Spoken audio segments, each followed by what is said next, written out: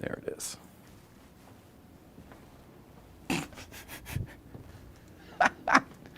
Did it work? Is it working? Oh, no, I can't deal with that. That can't be. No, I can't. I can't do that. Oh, come on now. We need something. All right. Flag on the play here, but whatever. We're just doing it. Sorry, everybody. All right. Hi, I'm Jay Ryan. Welcome back to the Late Night Playset. I hope you can hear me. It seems like you can. My little clicker isn't working, but we've got a great show for you. Nicole Ryan is to my right over here. She looks like this. And we've got a great guest by the name of Marc Karzen. Marc Karzen was the still photographer on Late Night with David Letterman. Rather influential in my life personally. He did all the bumpers, the late night bumpers, in and out of the commercials, all the photography, all of the artwork. He was very involved in what made that show look how it looked, which, as I mentioned, was rather influential to me and people like me. So we're going to be talking all about Late Night with David Letterman, as well as his book, The Letterman Bumpers, which is available now on Amazon, as well as a show he has with auctions, or an auction, I should say, an auction with pieces that you could own. You could own some Letterman bumpers. You could own a Letterman bumper, however much you want to spend. You could own all the Letterman bumpers, probably, if you got enough money. Anyway, that's what we're talking about. Plus, it's amusement park night. We have got East Coast Feed at Great Adventure Park in New Jersey. And we have Mike Chisholm, producer Mike, in Disneyland. He's experiencing Star Wars Land for the first time. And we literally have footage of him seeing it all for the first time. And I don't want to spoil it. It's rather emotional. It's emotional footage. You can see it on his face. Just stay tuned. Stay tuned. Please like, subscribe right now. The name of the show is Late Night Playset. My name is Jay. The lady to my right, as I mentioned before, is Nicole, and we're going to start it right now. Take it away, Will.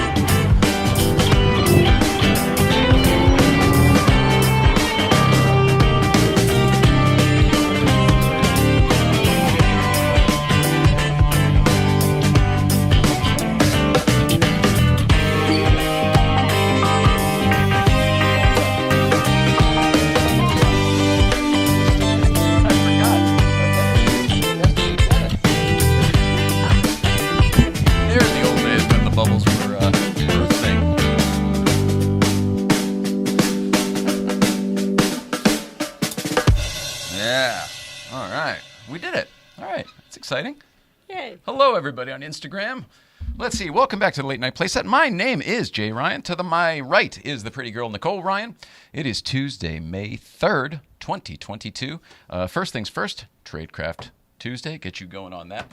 And then to explain to everyone else what's going on, Tradecraft Tuesday, as I mentioned, our guest is Marc Karzen. We're going to be talking all about old David Letterman days and his photography and his own creativity and how he was a part of making something that became very influential in my life.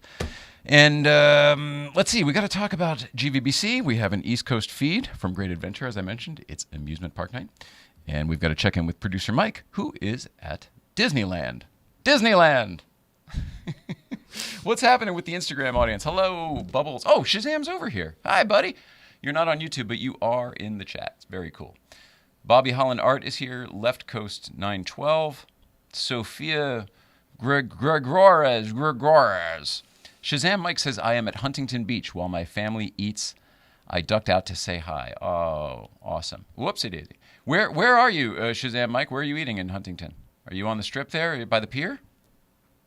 I'm guessing. Oh, here we go. Here, join in. Here we go. Let's see if this works. Should be okay here. If he gets that message in time. In the meantime, Tradecraft Tuesday. I mentioned that. The reason it's Tradecraft Tuesday is Mrs. Ryan. Does it work? There we go. It worked. It did. Here he is. What's up, buddy?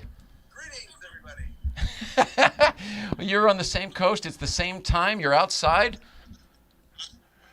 There's a band behind me playing Miserlou, the theme to Pulp Fiction, which is very awesome. And I'm very happy to be here. Hey, everybody. We're happy to have you, buddy. I'm assuming you're enjoying your trip. Oh, my God. It's like, I'm going to get to a place where I can hear you a little bit better. Yeah, it's a fantastic trip. It's exactly what the doctor ordered. But it's not complete, not even close, because Thursday night is where I am going to really, really start enjoying the trip when I come see you guys. Very thrilled about that. I don't know. I saw a video of you entering Star Wars land, and I think it's going to be hard to compete with that. Okay, just see if you can see the same look on my face as you see the same look on my face as I see that desk and those chairs for the first time. You know, this is. The same look.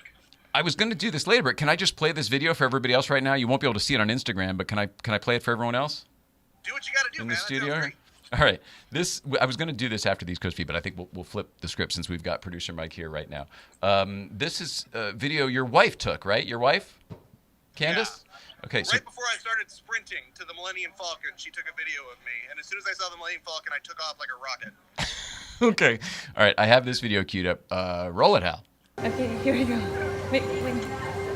Look at that face. Look at that face. He's so happy. Here we are.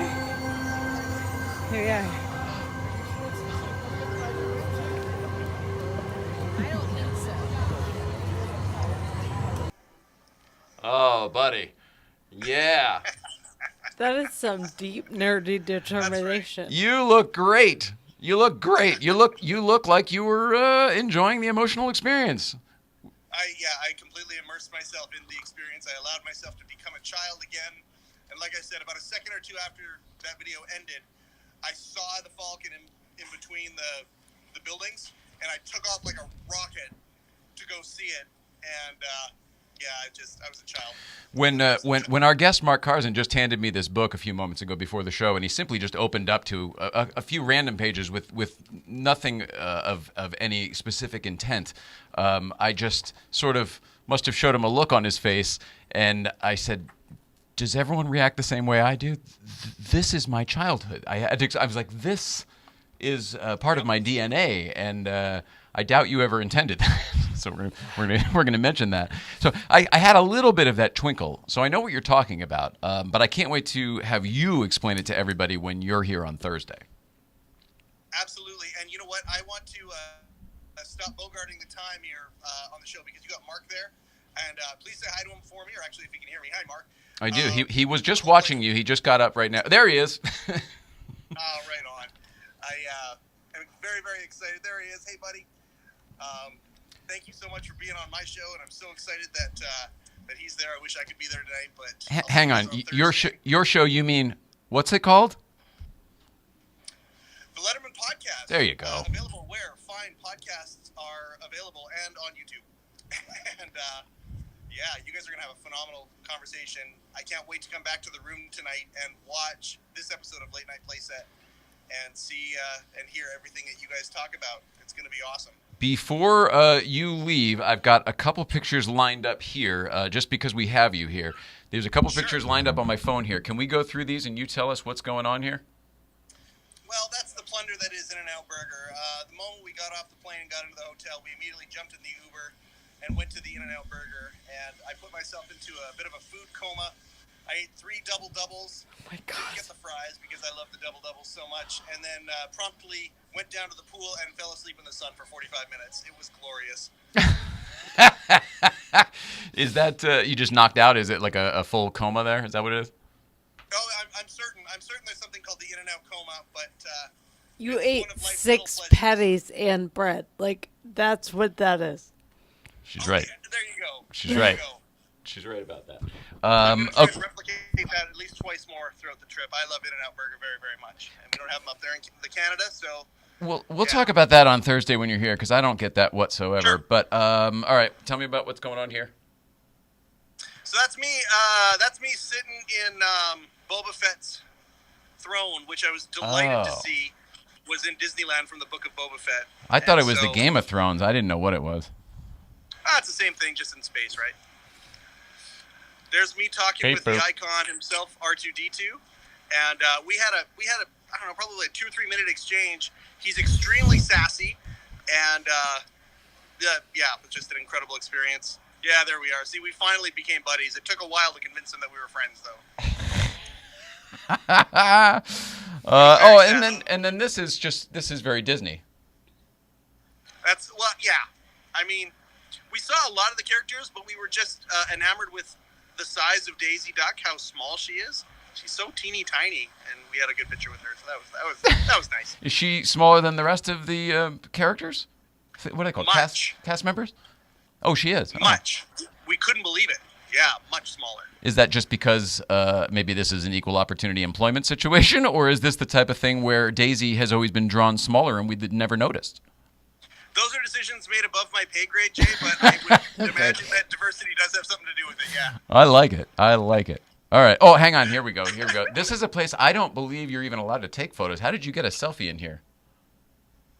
Yeah, I actually took an entire video of the second time we went on Rise of the Resistance, and I don't know if they were messed up the ride, but there's a place where in the middle of the ride they bring you onto the loading landing deck of a Star Destroyer, and they just left us there for like 5 minutes, and we were like, okay, and so we started exploring and walking around, and that was quite the thrill, being on the landing bay of a Star Destroyer. It'd be something if that was just part of the ride, right? Like, oh, they just sort of see how you figure your way out of it. Like a what do they call those? Safe rooms or something? Not safe room. Escape room. Sure. Escape room. Escape rooms, yeah. I'm already exposed how nerdy I am. The other I asked. It times was my fault. We went on the Rise of the Resistance. The other 3 times, you were literally rushed through that room, like holy cow, and then into the next room. That's what I've always That seen, so that particular you can't break the immersion. The whole point is that they rush you through some of these things so that you can't find out where the seams are because you're so immersed in these environments. Yes. That's one of the ones, though, you could poke pretty hard at and not find a hole. That, and when you're moving through those big walking dog creature thing from Star Wars. Yeah, I don't know. I'm not a Star Wars guy. But when you're driving underneath those, that was super cool. I screamed when we went into that room. Like I literally screamed like an 8-year-old boy. It was delightful. All right. That doesn't surprise me. I saw your face. I'm so happy for you. This is a dream come true for you. This is going to be one hell of a trip. You're coming here on Thursday, and then when are you going to see Dave? Dave's on Saturday night. Amazing. So, come see you guys first.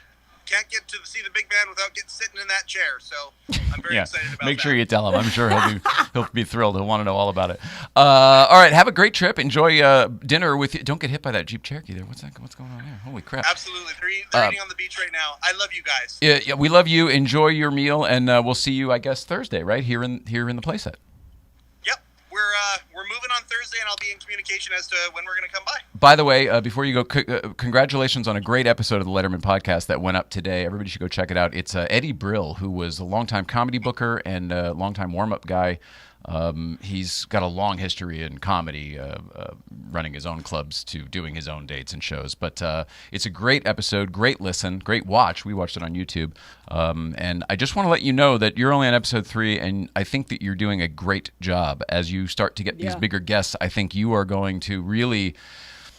I think you're going to gain the confidence that is the only thing you're missing. The show, you look confident as hell. I talk to you off the air, and I know that you're still like, oh, I don't know. You're killing it, and go have dinner knowing that you're killing it. Oh, that means a hell of a lot to me. Thank you so much. All right. Thank you. Okay, thanks, Nicole. Nice seeing you guys. And again, say hi to Mark. All right, don't cry again. We love you. No, not this time. No, wait, save that for Thursday. See you later. All right, bye, buddy. You're going to have to end, though, because I don't know how to kick you out of here. Well, that was easy. Okay, all right. Well, gee whiz. We actually took care of a lot of stuff there, so while that seemed like it might have been long, we're moving right along here. Great. Producer Mike, LA Adventures, we got that out of here. Real quick, let's do the East Coast feed since we're on the Amusement Park theme. And this is Danbury Chive checking in from Great Adventure in Jersey. Roll it out. That's East Coast Speed! Jonesy, tell them, Pookie and Nicole, where are we? We're on a Ferris wheel so high. What park are we at? Great adventure. Great Adventure. And what did we do when we first got here? We did the safari. We saw a lot of animals like the lions and ostrich. Ostrich, yeah. Giraffe. Tiger. And the elephant. I know. That's it. Well, it's like East Coast Speed. Right, Jonesy? Bye, guys. Are not responsible for any. Did anyone catch her shirt there? Future Jedi? Her shirt said Future Jedi. so cool. I didn't realize the connection here. I'm just playing just the beginning again. East Coast Speed! Jonesy, tell them, Pookie and Nicole, where are we? We're on a Ferris wheel Future so Jedi. high. So there's a tie-in there with our other little kid at Disneyland, producer Mike. Oh man, this is so fun. Okay, done. Now the only bit of business I have to tell you before the commercials is GVBC. GVBC has been great. It's amazing. Obviously, I don't need to tell you that. The world seems to know that at this point. But I need to tell you that as the presence increases with folks coming up to visit, so does the incident rate. So this is the part where I remind and ask everybody to please respect the crest, whatever that is for you. I'm not going to tell you how to drive or what to do, but I feel like a reminder of respect the crest is good. We ended up taking the backside down on Friday because we heard that there was an incident down the front. A Porsche, something happened, a Porsche crash. So we went down the back, and sure enough, we were met by our own incident where there was a BMW crash. So we liked it better when there were no crashes. And quite frankly, we liked it better when there were no crashes associated with GVBC. So let's go back to that, shall we? Yeah. Shit happens up there. So I'm not blaming anybody. I mean, we've had incidents ourselves, and we are pretty darn careful. So like I said, this isn't a pulpit thing. I'm not telling you how to drive or what to do, but we all need the reminder to kind of keep it in check every once in a while. Stay present, breathe. Be aware, eyes up. It's a good reminder to be conscious of the surroundings always. You have a rock wall on one side and a bottomless cliff on the other side, like a James Bond's, or we always call it, Indiana Jones style impossible cliff. Every movie has an impossible cliff. And it's just hundreds and hundreds of feet down. So you really don't have a lot of margin for error. So respect the crest. That's it. All right, love everybody. And while you're respecting the crest, wouldn't it be great to enjoy some GVBC merch? And the official licensed gear of GVBC is available from Dual Shift, DUEL Shift, on Instagram or dualshift.com. It's our good friend David Torres' company, and he handles the merch for the Good Vibes, and we love him. So thanks. Everything's been kind of out of stock. He's doing his best. I think it's the supply chain issues. They could put out just stuff. They could keep cranking out stuff, but they've got kind of quality. We have standards. We don't want to just throw out a shirt. Quality's part of our jam. I get Thanks it. for saying that. All right, that's it. Now we got to pay some bills. They say all which separates men and boys is the coverage for their toys. What types of toys, Mrs. Ryan? Collector cars and cars that drive any kind, really. Cars that drive. Yeah. That's right. Cars that drive, cars that don't drive. Electric cars, gasoline Any kind cars. of vehicle. That's right. But truly anything that needs insurance. It could be your home. It could be your business. It could be your chainsaw collection. It could be your stamps, your coins, your late night bumpers. People are these. I'm not joking. These are highly sought after to collect the actual originals, which he auctions off.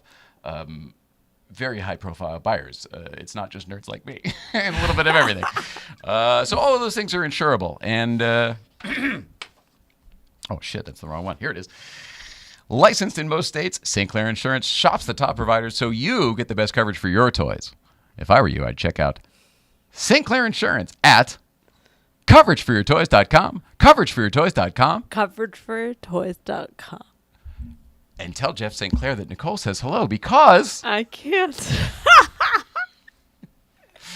you're doing great today. How you feeling? Horrible. Oh, that's such a bummer. The days where I think you're great and you're looking good and It's you're the just worst. and it's your body that hurts. That's what hurts the most. I have to give a disclaimer. I don't really feel pain because I smoke a ton of pot. So I don't feel the pain, but I know I would be in so much pain if I let myself feel it because I can tell. Yeah. And my legs are really not working at all. Yeah. The So- wiring's just fried and non-existent. It used to kind of come back a little bit and now. Every strain affects me differently, and when I'm on one for longer, like it affects me different. So I just am learning. I have to learn each one over.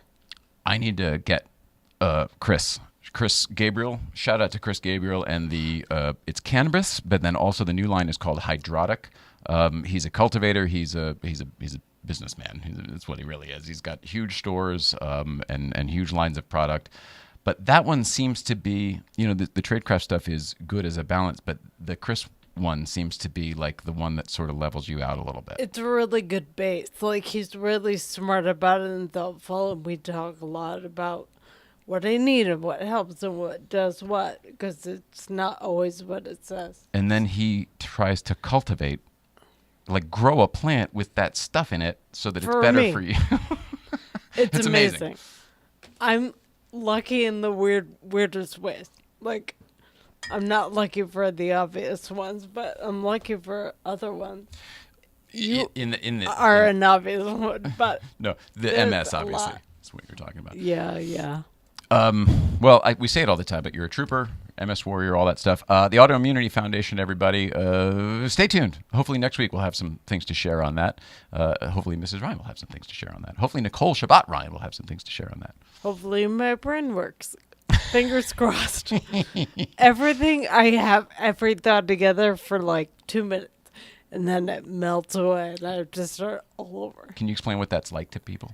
Because that must be so frustrating. It is really frustrating, and I'm dick, but like I'm really smart, so like it's really deep ingrained in here. So I think what you're experiencing is what you used to be able to accomplish and know and think and grab and it's retain. weird to not be able to go to anything you think you know. Like I reach for shit and nothing's there. So it's like being in a dark room all the time with your eyes closed, hands out, no idea what's there. What do you mean by that? Do you mean like if you go to pick something up? In my brain to find information and make anything work. Oh, it's a dark room up there. It's like a storage room with no light. Yeah. Oh, God, that's an awful visual you just painted. That's what it's like. Yeah. Oh, I'm so sorry. All the time. Good luck finding anything up there. I mean, it's So- amazing. You're a freaking miracle. Yes. And I'll say again, I'm a dick by trade, by design, but like I don't want to be a jerk to people. Look, when we finally figured out, like, who the hell are we on these people? It was finally once. All right, slow down. I'm so anxious to get our guest in here. I hate rambling, but this is kind of important stuff for you. So, when we finally figured out who the hell I was on this show, it was like this person with this wit, and biting personality of David Letterman, but with this undoubted desire to be Mr. Rogers is who I am. And I think you're not all that dissimilar. Like, you're somebody who professionally, you were a effing bitch on wheels because you used to just how you used to get shit done. You were like a power player in the business out here. People don't know that because they didn't know you were invisible then. Now that we're in front of people, they don't know what you used to do.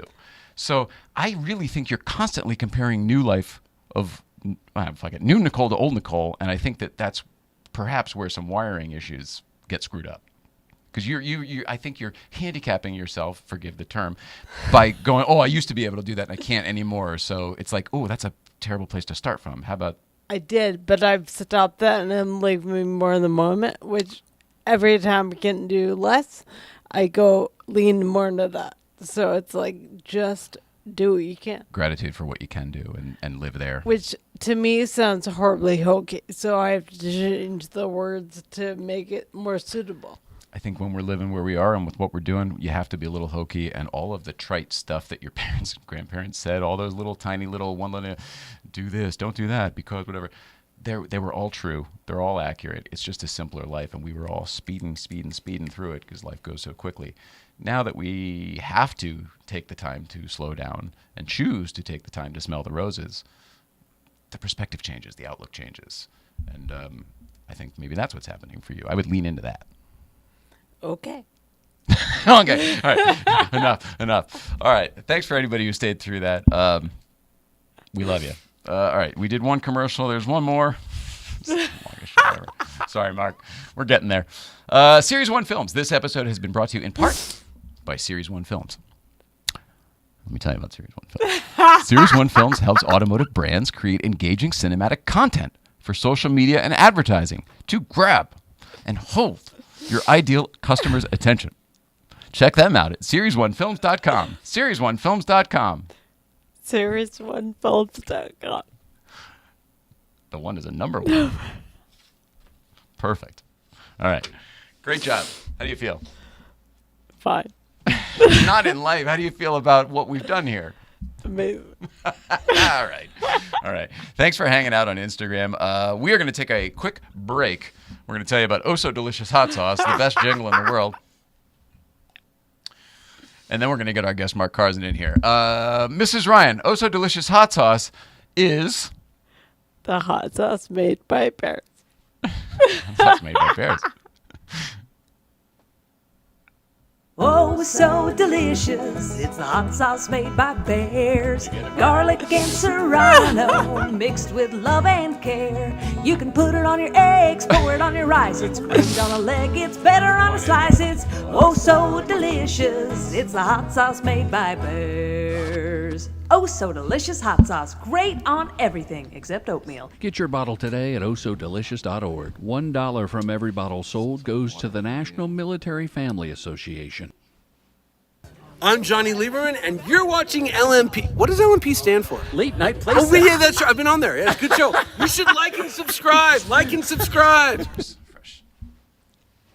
There you go. What are you driving today? 63 356B.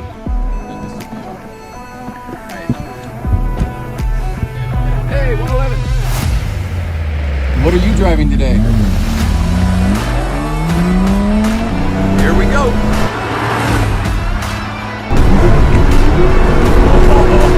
Oh, this is fun, David. Thumbs up for sure. This just proves that you don't have to go fast to have fun. You don't have to go fast. Can you see my smile already?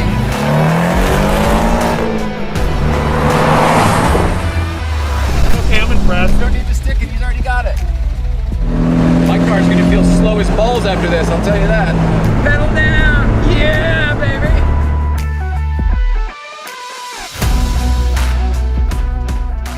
There you go. Oh, I like that you're getting into it already. Woo! Yeah. Bring this mic over there. Make yourself comfortable anywhere and then bring the mic. We are sitting here with Mr. Marc Karzen, the author of this book right here. But more than that, somebody who was there when the stuff that we're sitting at was conceived and developed. And I can't wait to hear anything you want to tell us. It is great to meet you, Marc Karzen. Thanks for being here. Thanks for having me. Great to be here. I don't know where to start. I guess Late Night with David Letterman, 82. It was, I moved to New York just before that, and my roommate worked on Saturday Night Live.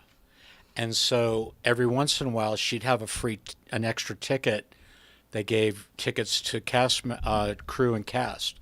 And so I'd go to the taping at SNL from time to time, once a month, and then the pace picked up. And I became friendly with a friend of hers, who was this guy, Bob Pook, who was the graphic art director on the show. And so Was he working on both shows? Is that how? No, this is before Letterman. Oh, I see. This is just SNL. Oh, but he was working on SNL. I see. Just SNL. And so the morning show started, and I'd known, we were just pals at that point. And so then I misdated this. We're at like 1980 then. This is 80. And I moved to New York in, I think, January of 80. And all of a sudden I had tickets to go to see the morning show, and I went 2 or 3 times, I think, including the final episode where the sparklers and the set caught on fire. And famously caught on fire, right? Yeah. It was sparklers and confetti, and yeah, it's a bad something like mixture. that. It was crazy. But we're in 30 Rock. We're in the antenna in the middle of Midtown. You don't want a fire So there. that can't happen. At 10 in the morning, Nope. or 10:30 in the morning. It was a little nuts. That's a disaster.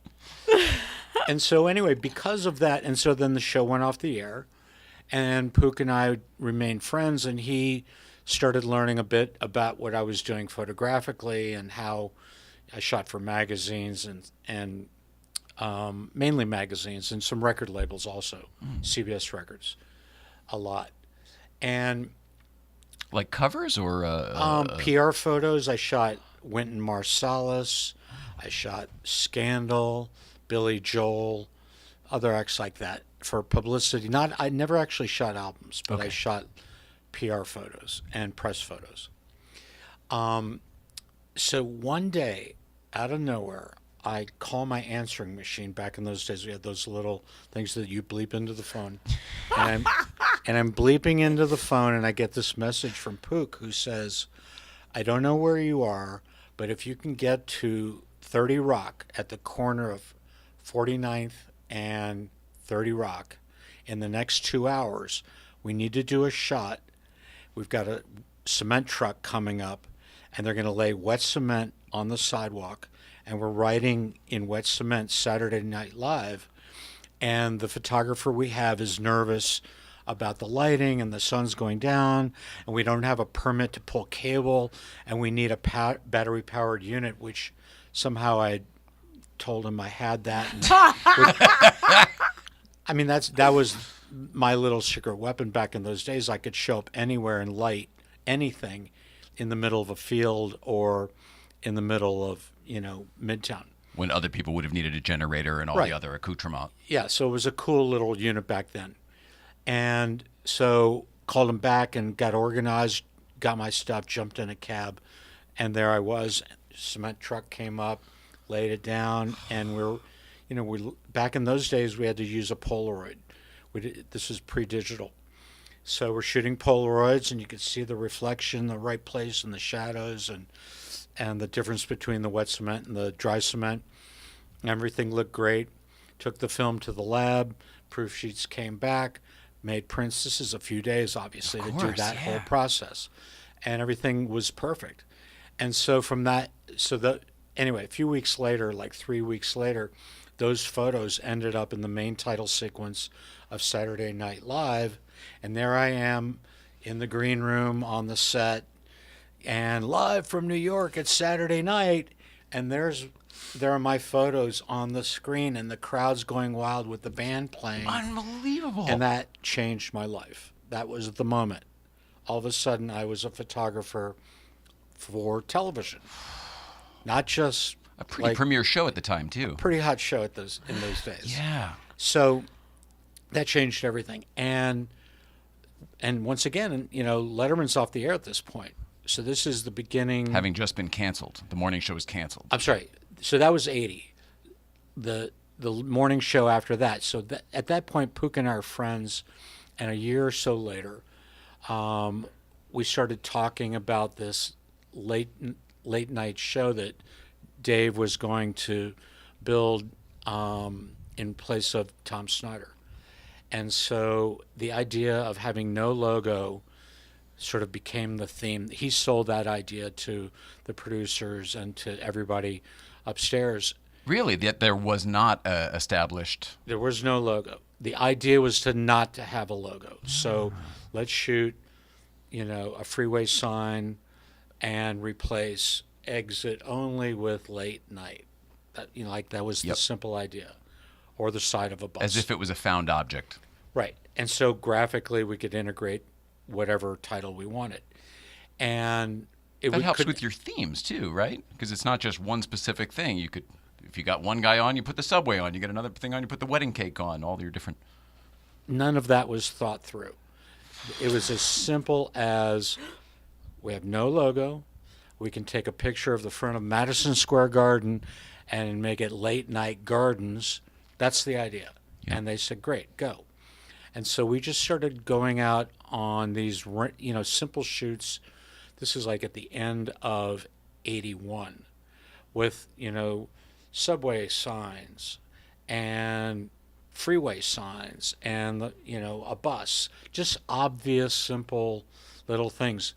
A subway, or what do you call those? The cap on the street, the big metal round cap thing. Oh, manhole cover. A manhole. Yeah. There you go. I remember that one. Thank you. I remember that one. So manhole covers and stuff like that. And then as we got into it, after we did, 4 or 5 shoots, and initially we were shooting a few times a week. Ultimately, we were shooting once a month. Oh. But once we got into it, we'd come up with concepts. Let's go and shoot, transportation stuff or baseball, a baseball shoot at Yankee Stadium, and things like that. And then the bumpers actually started to take a utility and, fill in things on the show. So it was... It was not intended to be as big a role as it became? Not at all. Not at all. First of all, nobody knew what the show was going to actually look and feel like. As Dave said in the past, they ordered 6 weeks of shows and then another 6 and then maybe 3 months. And at a certain point we were up to a year, and then it's like, and then they kept renewing at these different paces. It was always temporary. Yeah, it was experimental. Wow. Everything was experimental. And so it took everybody time to find, the pace and the rhythm and the tone and what worked and what, Dave thought was funny and what the audience thought was funny and what, played. It's so interesting to me because you say the show didn't have a logo, but of course I think of that varsity script, the baseball logo. I don't know what it's actually called. I think of that as being the logo because I guess it became over time. Over time it became... So the story, here, I'll show you. Here you go. So, where are we? Yeah. So this logo... Well, it's ours too. I mean, we stole that same baseball font for our late night. So what we used to do is hang out up in the art department at 30 Rock during Saturday Night Live tapings. And so when they would do a dress rehearsal... Now, I know that building so well, Mark, because that's where I started too, at Saturday Night Live and Conan in 6A. So where were you? Because I know. We were on the second floor. Oh, okay. Second floor on the 6th Avenue side. 2M or whatever. Yeah. So we'd hang out there during the dress rehearsal, which was like at 7 o'clock or 6:30 or 7 o'clock. And we would, I may have worked on some graphics and some photos and intros or whatever that were in the show, or we were also working on things for late night during that time, and we just literally hang out in the art department. Sometimes I bring a blender and vodka and frozen limeade, and we whip up some blender drinks while we're watching the dress rehearsal, and then hang out for a while, and changes would come down from the show, and so the graphic artist would maybe change a graphic at the last second, to fix a sketch. And during all of that, I'm just sort of in the. I'll never forget the moment. On the workbench was a photostat of all of the Major League Baseball logos, because the art department did graphics for sports and news and Saturday Night and Letterman. Because it was the NBC graphics department. It was the NBC graphics department. And so there were all these logos, and the Baltimore Orioles like that, and the Dodgers had the whoosh logo. And I'm just kind of looking at this, and I just started sketching late night with the idea of, like, why don't we do a late night jacket? Just going to be one for late night. Yeah. Yeah, this will be cool. And so I just started sketching that on a piece of paper, and then I gave it to Pook, and I said, why don't we do a late night jacket, for a bumper? And so he gave it to one of the other designers. They cleaned it up and cut out a felt logo and stuck it on the back of a piece of wardrobe jacket, and we shot it for a bumper. And it wasn't this. So this is not a real varsity jacket. This is one That they. is. Oh, I see. Okay. So based on that first bumper, which Dave approved, Dave looked at that bumper and said, let's make Christmas presents. Ah. And so this is one of the manufactured jackets. From the beginning. From the beginning. Wow. So that was probably 6 months after the first one was done, at least 6 months. And on that print, you can see that with David Letterman is drawn on top of it. And so that's basically how the bumpers work. That's amazing. And of course, we all love Milk Duds. Who doesn't? That's my favorite movie-going candy. I mean, this jacket became so iconic. I mean, fans wanted this jacket. I wanted this jacket. Well, walking around New York wearing that jacket got a lot of attention. I bet. And there were only a few hundred Probably got made. you free drinks. There were only a few hundred made. And then there was a second run done, maybe 3 or 4 months later. After everybody got them for Christmas, which was great, and then we started using them in bumpers like that. Right. Then they made another run, but as I said, they didn't make those ongoing. I mean, the show ran for 11 years, and that was the only one of those they did.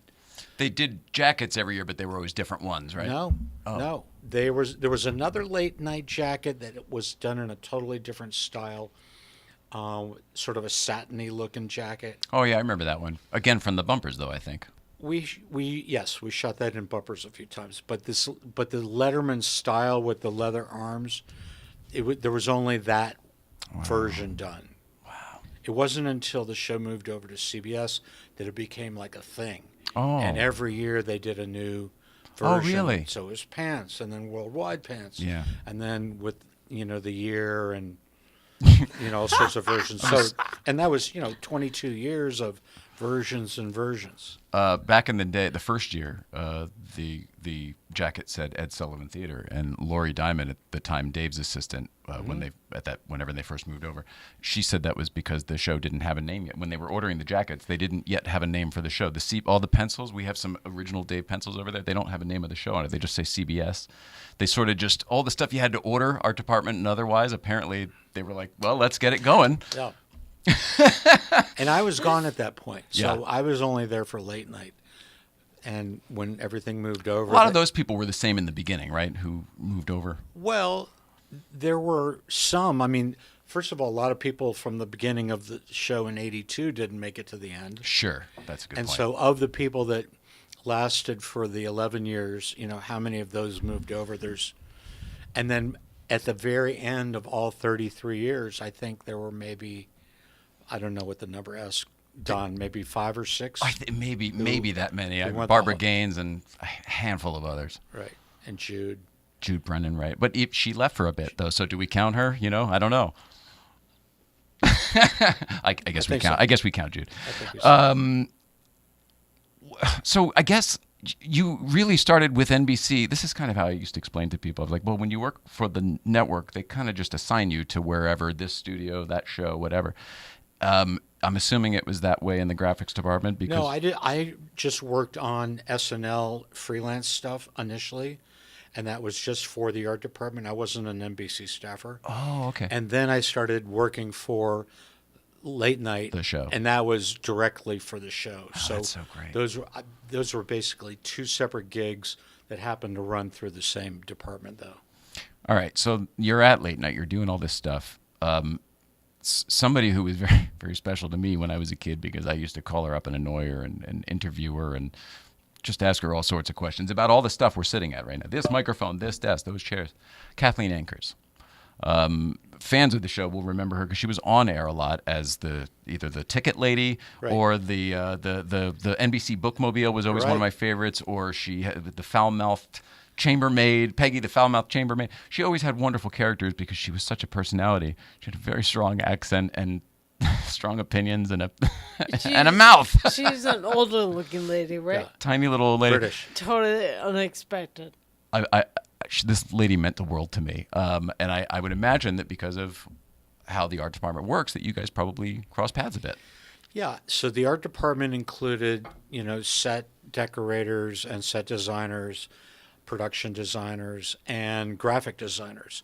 So it was all within one suite. And so that was, where I came and went to, whether it's processing and looking at prints and proof sheets and then concepting, and post production on photography. So, I mean, I didn't deal with her directly. She was just in that same department, but I'd see her all the time. Yeah, no, she was great. She ever on the phone with some kid. I literally I was like, well, how do you make the mic? She said, well, dear, you could replicate that with a tennis ball, with a racquetball thing. Hilarious stuff. Do you know that I have one of those Letterman jackets because Dave gave it to Which me? one? Do you know the story? The Late This Show. one? No, the Late Show, but the one that okay. says Late Show on it. No, I It's haven't clearly seen an it. homage to that. Good. Oh, then I don't want to tell you the story. This isn't the place. All right, I was trying to get my phone going here so that I can show some of let's the look at some pictures. bumpers. If this is, it keeps knocking me out here, so I may have to just hold them up. But that's okay too. Or we can hold up the book, which is bigger. We can hold up the book. If you want to hold up the book, I'll pull up photos here because some of these, I think, the behind the scenes aren't in the book, right? Some of them, You a lot of the we've- behind the scenes are not. There are three folders here. We want to talk about the 747, the bumpers, and then the behind the scenes pics. I mean, this is a good one. Should I hold it like that? That's pretty close. A little yeah. higher. There you go. Yeah, that's. I mean, like this is. This is a classic. This was an example of a shot on the fly. This is walking through Central Park, coming up in front of the Guggenheim Museum, and this is a good humor ice cream truck, and I just grabbed this snap real quick. And this is also daylight. This is unusual. Most everything we shot at night. And so this is just a simple film print, and on the print, Arlen Schumer, in this case, one of the graphic designers, did an incredible job turning this into just this unassuming little shot. So what's the process here? You take the image of the good humor truck by the Guggenheim, and then some graphic artist goes in and paints Late Night over good humor, and that's sort of how it becomes what it is? That's the process you were describing earlier? Yeah, so the process is we shot on film, negative film. We get proof sheets, color proof sheets, order the prints, which were usually 11 by 14.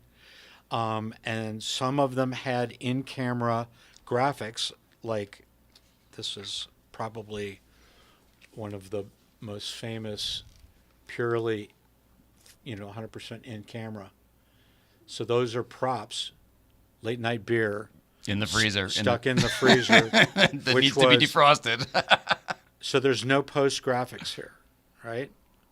And so it was it was kind of 50-50. A lot of, we'd bring a prop, and sometimes we'd shoot something and then do after, But you mentioned the good humor truck was just a found item in right. So, but I don't know what it looked. My dad was a commercial photographer, but I didn't get to visit his work and see how they did all of the photo engraving and stuff like that. Does he literally take the prints that you were talking about that you had made out and start drawing on them, and that becomes a new master? This is absolutely pure and straightforward. That makes me so happy. In advertising, the art involved. In advertising photos, when they would need to change the hubcap on a car or fix a palm tree in the background, that was very meticulous, microscopic work. This was literally artwork, collage graphics on top of a print. That's what I was getting at. And so it's layered on. And this is another great Really example of a shot that was picked up on the fly. This is the car wash. I love that shot. And so that all those graphics above the car and off to the side are on the print. It's so great. But we just literally saw that while driving down the highway. Again, that's the story. For you, it's 30 seconds one time because you saw something that inspired you. For the rest of us, it is a lifetime. Here's a good one. Oh no, that's somebody wearing the jacket, working on their car, Yeah. and it's the battery. So that's two. So that's two jackets. Two different hands. That's my arm on the left, wearing a jacket, holding the camera with my right arm, and then Pook's arm on the right. So you're doing this Jim Henson Muppet style. Totally. Yeah, I love it. I absolutely fully love it. Winging it. You and Frank Oz.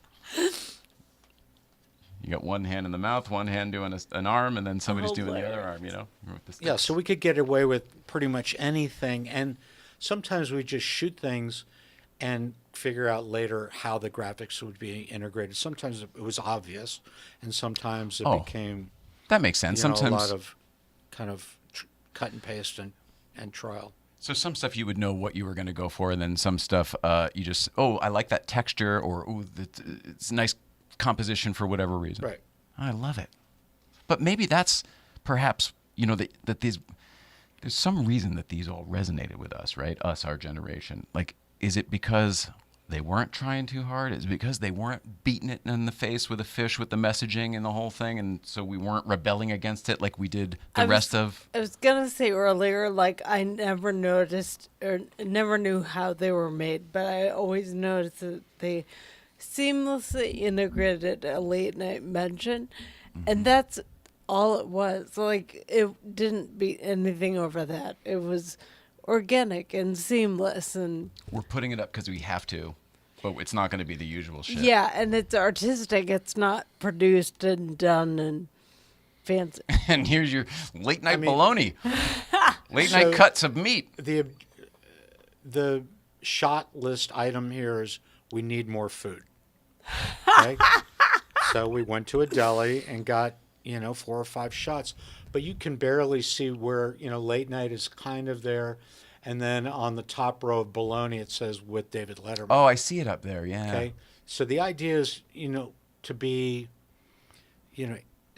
maybe hide the graphics or be subtle about it and not be slick. These were never intended to be slick, and my influences photographically were street photographers like Lee Friedlander, Robert Frank, who were walking around with Leicas and Nikons and just capturing sort of life.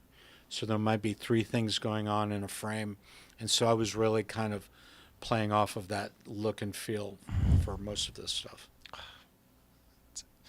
I keep using the word influential, but it really was for people like me. And then the other fact that every show sort of did a version of this ever since. They've all sort of been, this became part of the model.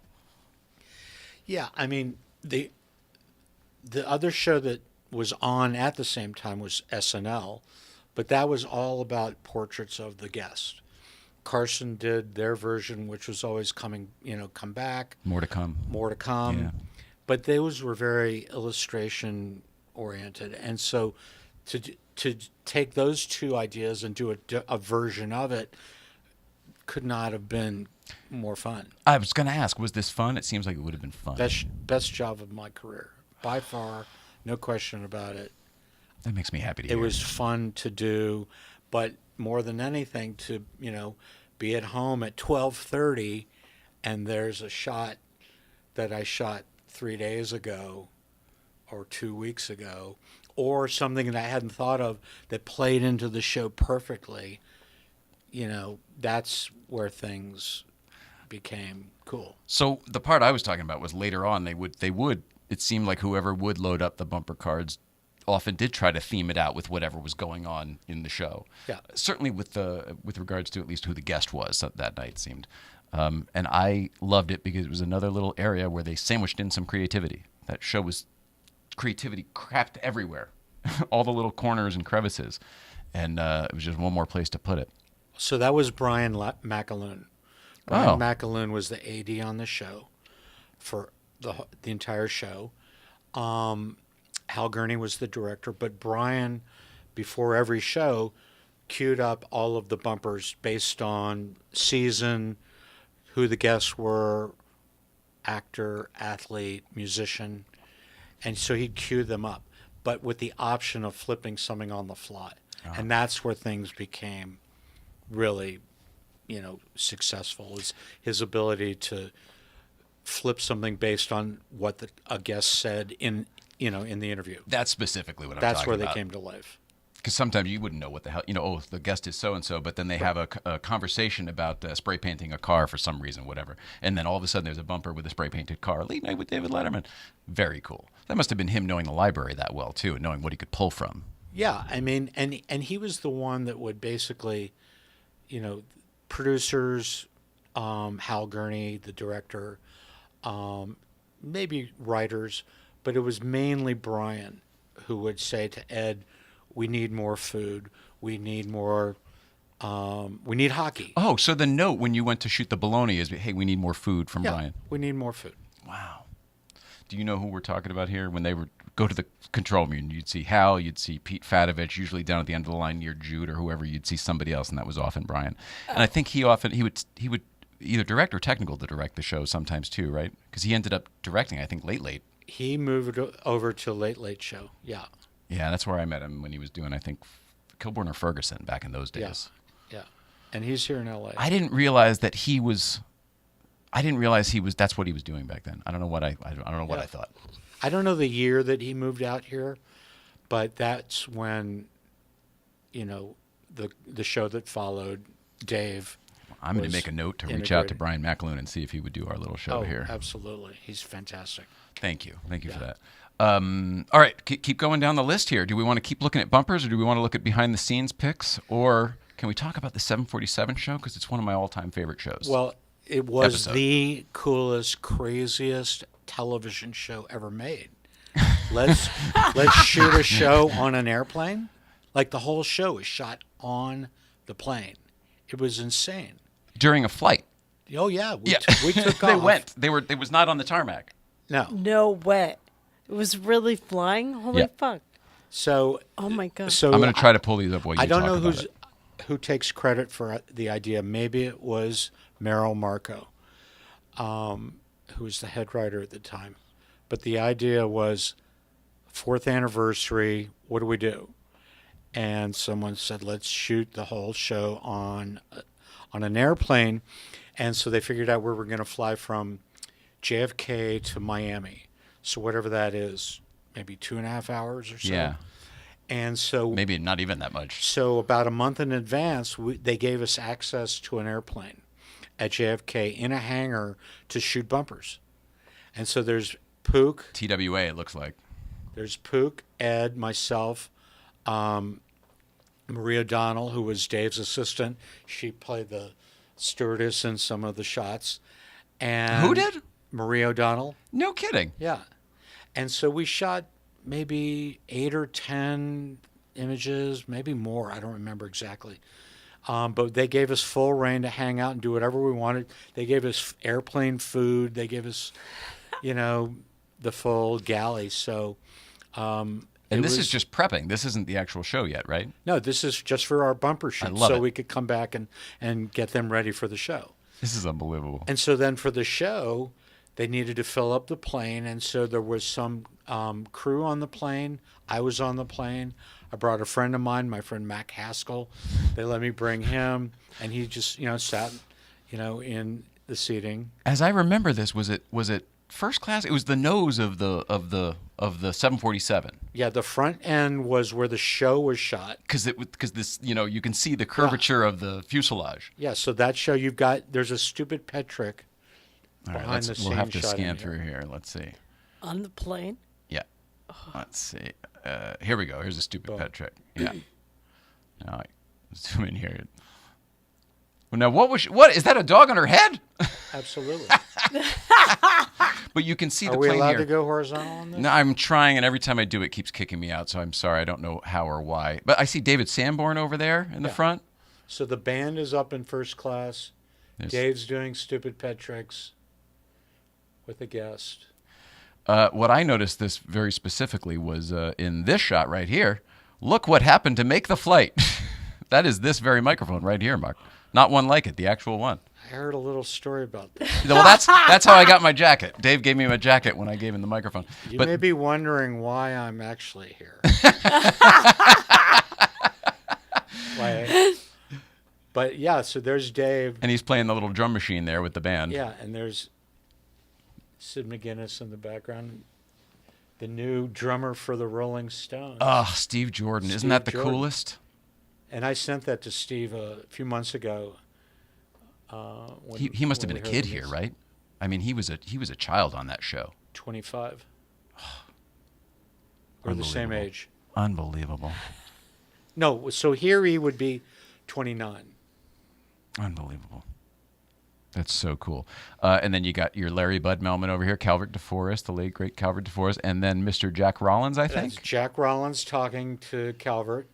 Famous manager of the day. He was Woody Allen's manager, I think, as well as Dave. David Steinberg. David Steinberg. So there's the band. Steve. I wish you could go full screen. I know. I'm so sorry about that. I don't really know how or why I'm not able to do it. It was working fine before, as was my little clicker here. So, and then of course that's Meryl. That's Meryl. And someone else. So anyway, it was the coolest thing ever. And so we flew down there. By the time we landed, they got pretty much everything they needed. We got in a bus and went to a hotel and had a big party. And some people were going to stay over and some people were going to come back. So I came back. So we were partying like crazy. This is 1986. Hello. And so a bunch of us got back on. It's a different time back then. So a bunch of us got back on the plane and came back up to the city. So why stay? Let's get out of here. Yeah. This place is dead anyway. Stuff to do. And if I'm not mistaken, Steve Jordan said that the band came back and played the first Rock and Roll Hall of Fame that night. You're kidding. Induction ceremony. It was the first time they did it at the Waldorf Astoria. That's right. And that was that night. That's unbelievable. How crazy is that? That's pretty amazing. It's unbelievable. That's unbelievable. I went to a taping. I mean, I guess it happened once every year, but I went to a taping once with my Aunt Catherine, who was friends with Paul Schaefer, and we were supposed to go. This was at 6A at NBC, and we were supposed to go backstage afterwards, and we couldn't because they were skedaddled. They were going down the elevator already to go bust out and do that same gig at the Waldorf. Before they built the Rock and Roll Hall of Fame, they used to do it in New York at the Waldorf Astoria, in like a ballroom or something. Oh. Man, that's Before so they cool. went to Small world. Cleveland? Yeah, I think Cleveland is where it is now. It was just it was just an award show. They didn't shoot it for broadcast. It was just a wicked concert. Nobody cared about it. It was, record executives and Jan Wenner who thought we should start this. But then incredible bands and musicians and Those Bob nights Dylan. are the best. Like when it's just a small group of people that appreciate what's there. Like before it's a thing. Yeah. Yeah. Always. That's amazing. But it's pretty awesome now. I mean, I watched. It was just on a few months ago. So cool. Is in the big room. Are Paul and the band still doing it? They're not doing it anymore. They're No. That's a bummer to me because that to me was always part of it. Oh well. Life goes on, Marc Karzen. But it's a different format now. The format back then was Paul and the band played for every inductee Yeah. who would get up and cameo on their own songs like they were playing on late night. Yes. And then maybe a few other people would fill in. But now on the Rock and Roll Hall of Fame, it's actual music. It's just that band playing that music specifically. So it's a more a produced bigger thing. scene. I used to like the jam element of Dave Matthews goes up and does it. Bob Dylan is just doing a number with them. It was fun. They were the house band. That was the house band. That's what they used to call it. Did you ever go to any of those? I didn't. Are you a music guy? You strike me as maybe a music guy yeah. because of the art. I covered a lot of music stuff and MTV stuff, but I never went to that specific show. Just shooting all the PR stuff behind the scenes. I shot MTV Music Video Awards and some concert stuff here and there, but not a lot. It was more like portraits and actual, kind of marketing or portrait shoots instead of live performance stuff. I shot, on late night. That was the other thing. When there was a big musician, I could say, tomorrow I want to come because Bob Dylan's on. Oh, and sure. So I had access to the show, and I'd shoot it and get the film over to Rolling Stone, and they that's would pretty run. cool. Yeah, so I had this nice little machine, which was a win-win for everybody. Good for the show, good for the artist, good for Rolling Stone, good for me, good for everybody. Oh man. When did you ever have to deal with like EPK stuff, electronic press kit stuff, and everything? How is that for you? How is that for you and your art? Well, this was before EPKs. Okay, this was that's what I'm getting actual PKs. So printed press kits in the 80s. Headshots. And so by the 90s, when I moved to LA, I had started art directing and became a creative director and wasn't shooting for work anymore. Oh. I was directing photographers. I don't know if I realized that, Mark. Yeah. Oh, yeah. What kind of stuff? Commercial stuff or what kind of work? I was a creative director for an ad agency here in LA that is no longer, but we did CBS Entertainment. So we did promos for Walker, Texas Ranger and A League of Their Own and Murphy Brown. And I remember all of these. I was clearly watching television at the time. Yeah, so I was working on promos. And I did a lot of that work myself. Yeah. From a creative and a producing side. And I found it to be soul crushing because there was a client involved and I just didn't do well with that. The client seemed to interfere with my art. Yeah, I mean, it's the furthest. It was a real job. Totally removed from the show, completely. I mean, sometimes you're there with talent, obviously, but it's not like being, inside of a show like I was, on late night, which was completely living and breathing the program. Working in promos is a totally different mindset. When you would go to the show. Is there any way to? I find that 30 Rock itself has an energy. There's just being the antenna to the world. There's a crazy energy there. The history that's occurred in that building, and then you get something like the Letterman show in the 80s and 90s, which was just a really hot ticket. The energy of that room was booming, and it emanated, and it seemed to energize the whole building. Was that your experience working on the show as well? Absolutely, completely. I mean, walking onto that set, minutes before the show. What happened, the hustle bustle in between, during breaks. I've photographed some of those strange moments over time. And then after the show and people walking down the hallway. Actually, there's a great behind-the-scenes shot of Bill Graham and the band that is in the behind-the-scenes. Give me 1 second. I'm getting to it. But Here yeah, we go. that all Bill of that Graham. energy was, electric beyond belief. And there's Bill Graham and is that Hiram and Hiram Bullock and Will Willie and Steve Jordan? and Steve Jordan. And that's the original. Well, 3 of the original members Yeah. of the band. Yeah, so that was early. That was when Hiram was there. So that's probably 82 or 83. Wow. I remember those old 30 Rock walls. They were still like that when I worked at Conan. They're all nice now. That whole floor is so nice. You would never Slicked recognize it it. up. How about this guy? Yeah, so there's Bob Dylan on TV. Yeah, that's the floor of 6A in the early days, so I know where And you so are. so on that same show was Liberace. And after You talk about experimental. after the show, all of a sudden there was this buzz. Dylan wants a photo. And so in the behind the scenes stuff, you'll see there's a shot of Dave, Bob Dylan, and Liberace, which obviously the press went wild on that. So that's a photo that's been shared on social a million times. It's really Trying funny. to find. Oh wait, no. Oh no, I don't have it.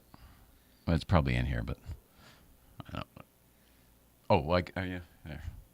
No, that's Bob Weir, and can you see these? They're all teeny tiny because I can't go landscape. There. Oh yeah. Oh my God, that's amazing! I have seen that. He's sitting on the desk. Yeah. Yeah, that's Dave in his sweats. I never would have After believed the this was show. the same show. Unbelievable. Good Lord. So, yeah, like crazy moments. It's so cool to me. You take the elevator upstairs, and then they have you in that, all the crazy windy hallways, and the music, the band is still warming up generally, so the music is just booming, booming, booming. This was back when I was in the audience at Dave in the old days. And there's all these different holding points, and then once you finally get into the room, it's all teeny tiny, and it's all forced perspective, not dissimilar to this. Nothing was kind of how you thought it would be, and it changed me for the rest of my life. And it made me want to go work and do that sort of thing, and then working at Conan, it was a different experience. They hated us those first few years. We had the opposite energy. People would put their head down and stuff. They wouldn't look at anybody. It was weird. I can't imagine what it was. So you're on Conan when he took over for Dave? Yeah, I worked on Conan the first year. It was 94, but it was the first season still, and it was like weekly pickups. It was really rough. A lot of the same people from late night from Dave rather were still there because they were NBC Union guys, like all the audio guys I was working with. I don't know if you remember any of them. Glenn Arbor. Okay. I don't remember why I was telling you all that, but yes, it was a completely different energy. I would have loved to have been on the the sixth floor side of things back in the Dave days to see what that must have felt like. To walk through those blue doors, and the audience was just explosive. It was unbelievable. Yeah. And yeah, I mean, it's that's what's so incredible about the show and what happened all those years in terms of careers that came out of that show and the style of making the show and the run and gun stuff and surprises. But it's certainly the experimentality of the show was unlike any show we see now, for sure. And, certainly when Dave went to CBS, it was a different, it shifted gears in many ways and was in this, historic, beautiful, studio. Cavernous space, yeah. Stage. But so it wasn't about what can we figure out because we're in this tiny little 6A stage. Yes. It was so that's what happened when, Felt the in same those way. 80s. They were playing in 6A, and the theater was a show. Yeah. I love all of the stuff you're doing. How can other people be a part of it? Where can they either see your art and or maybe even own a piece? Oh, so right now there 6 bumpers are on view at Bergamot Station Art Center over in Santa Monica, which is a big arts complex with about 45 galleries. And in the Santa Monica auctions space are 6 of the bumpers, which are now on view for the next few weeks.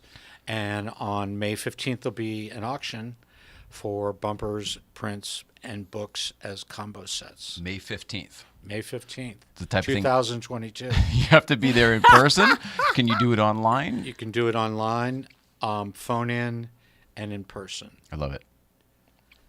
So I'll probably be there, not probably, I will be there on this Saturday as the preview continues and they expand and start to put up tents and things. But this is an auction that's been around for 35 years. So art collectors from all over this area come and incredible stuff there. Is this the one at the Santa Monica Airport? No. No. I don't know where this Bergamot is Station Olympic is. and 23rd. Oh, I do know exactly where So it is. it's near then. Lantana. Sure. So it's about 5 blocks from Lantana. Yeah, and the LA Farms over there. There's a lot of good stuff over there. Okay. Yeah. Larry David's office is over there. Yeah. Yeah. Right. Lantana. Right down there. Oh, man. All right, so May 15th. But there's a What lot day of the of week is that? It's a Sunday. Oh, maybe we can come to that. So there's a lot of photography. Is it open to other people?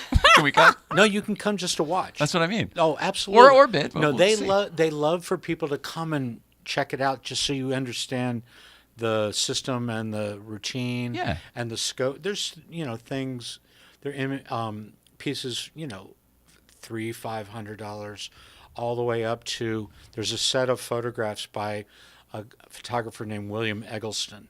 He was the first photographer at the Museum of Modern Art to show color photography in the 60s. Still alive. I think he's 84 years old. And he has an edition. It's not his, it's from an owner. 11 prints shot at Graceland, and the estimated price is $250,000. Are they of Elvis and Priscilla, or No, are they just of the it's house? just of the house. Priscilla commissioned him to do it.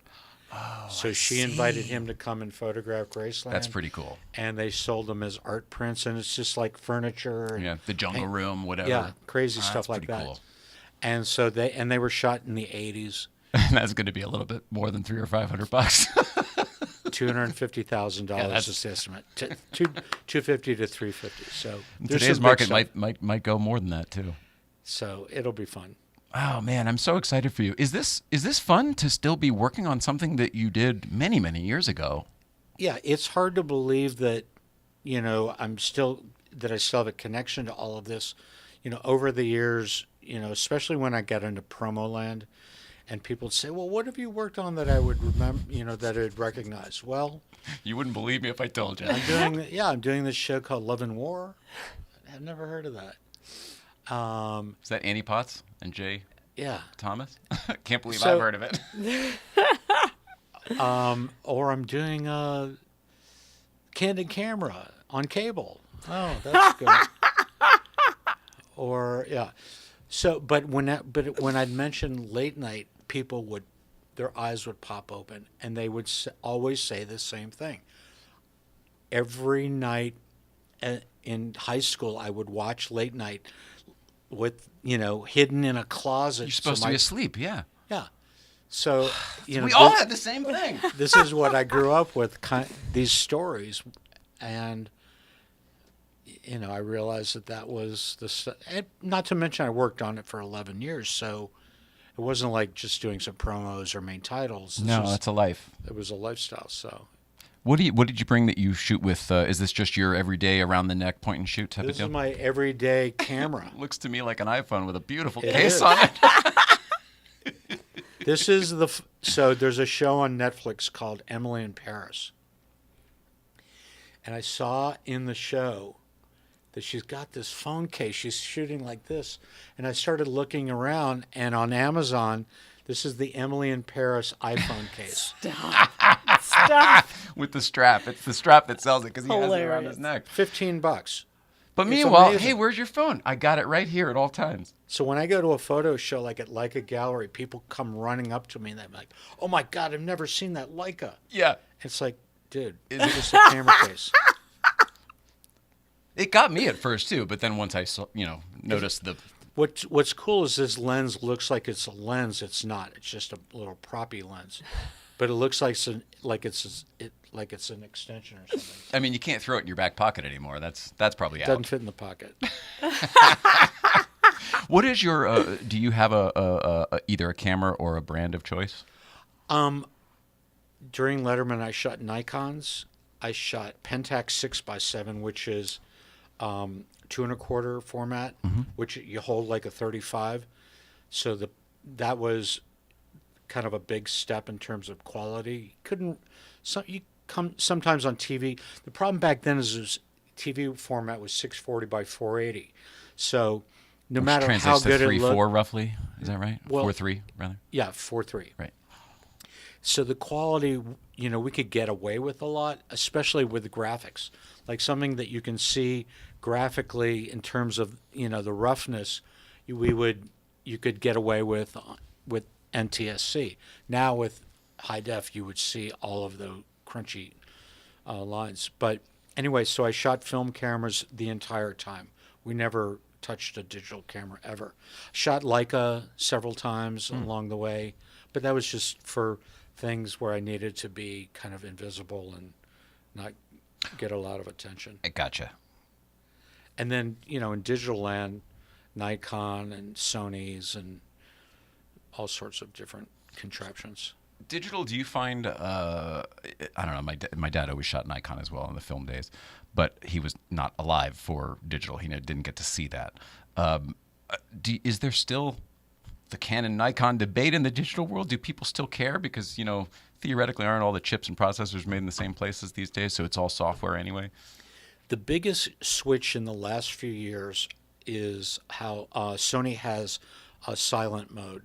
So Sony has mirrorless cameras, and so set photographers can shoot silent. It's amazing. It's incredible. And you literally, or you can turn the volume up, or you can change the sound of it. So if you really want to create a presence, you can turn the volume up. Yeah, which is sometimes because a it's good digital. thing. It's not because it's not actually moving. There's no shutter, so it's mirrorless. It's just making it's like your car. There's no there's. Yeah. Right. So letting everyone know you're around. So my son, who's a photographer and shoots on a lot of TV shows, is getting ready to shoot on some network shows, shoots for Netflix a lot.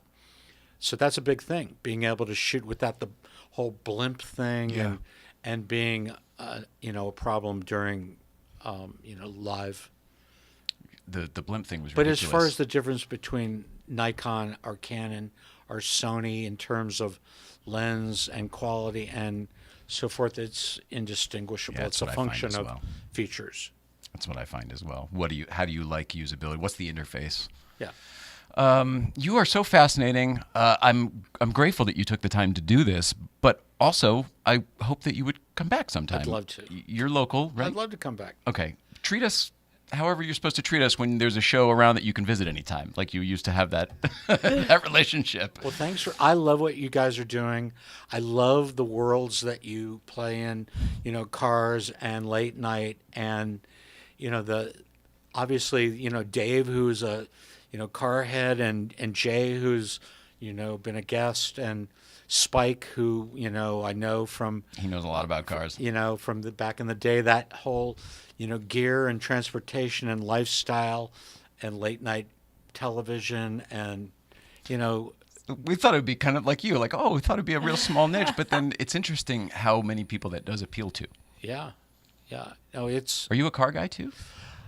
So I rode on two wheels on bicycles. Oh. So I was a bicycle racer in high school, and I went to high school here in L.A.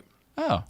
And in the spring, we'd have races up in Malibu. And so when you guys do all of that country store stuff, yeah, I remember going up there when I was in high school. The Rock Store. Well, Cross Creek didn't exist. Oh, you literally mean Cross Creek. I remember that. So there was the bridge, but there was like a hardware store, and there was a gas station. There was a movie theater at one point. And so we had an annual first season bike race right there. And one year, a bunch of Ferrari guys came up, just hanging out, like watching all the bike racers. And we were on steel bikes back then.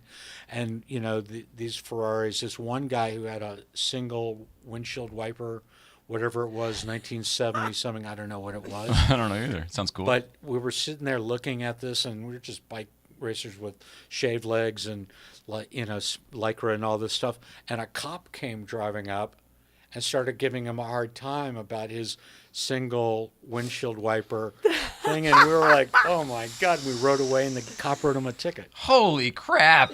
Well, that shit hasn't changed, I'll tell you that.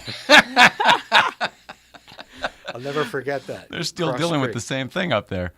That's amazing. Yeah. Again, how the worlds are parallel. When I first moved to L.A., I lived in those condos at Pepperdine on the Hill that looked down on that Cross Creek. So that was the first few months of my L.A. experience right there. That's why I know the movie theater. There used to be a Pizza Hut there. There was a bunch of shit that's not there anymore. Now it's all fancy and nice. Yeah, now it's too fancy and too nice. Yeah, but it's legitimately a pizza place. Yeah, but those, that world. Yeah, so I lived that world on bicycles, and over the last 20 years, my son was a big bike racer, and so we're up and down the coast, teams and training and motor pacing. Sorry, how old is your son? He's 30. Oh, wow! And he's still into bicycles? No, he works part-time with a pro team called Legion of Los Angeles. They're the #1 pro cycling team in the U.S. right now. Their men's team and their women's team. Big sponsors, and my son is their photographer and also handles a lot of their media deals. What's your son's name? Got to give him a plug. Kit Karzen. I love it. KitKarzen.com. We have reached the thank you, follow, and plug portion. Thank you very much for being here, Mark. The follow portion is rather easy. It's just your name, right, at Instagram? Twitter. Go ahead. You tell us. So screwing it all up. So the book stuff is LettermanBumpers.com. Oh. So the book stuff is LettermanBumpers.com. I've been sending people to Amazon. They can go to Amazon as well. Okay. But on the website you can get a Blurb book or an Amazon book, whatever's easiest for you. Karzen.com is all sorts of stuff with me and Karzen. Karzen. Yeah. I love it. I'm grateful that you took the time to do this, and your auction is May 15th. May 15th at Bergamot Station. Santa Monica, California. Yeah. 23rd and Olympic. That's it. Thursday, we are back here with producer Mike, who will be hopefully have dried his tears from his experience at Disneyland, and we'll get to wetting them all up again when he experiences sitting in the I call them the Chris Farley chairs, but the late night and late show chairs. So that's what's going on Thursday, Friday, GBBC. Next week, we're back with Emmy Hall and Phil Morris. If you don't know who Phil Morris is, yes, you do. He's Jackie Childs from Seinfeld. Who told you to put the bomb on? He's an actor. He's a very talented voiceover guy, and he's a friend of ours from Breakfast Club up in the mountains, car guy. So he'll be here as well. Speaking of that world and how it all goes. Love you so very much. Marc Karzen, we love you. Thanks, Jay. Thanks, Nicole. Thanks for having me. Thank you for being here, buddy. We love everybody at home. Please love one another, and we will see you out there.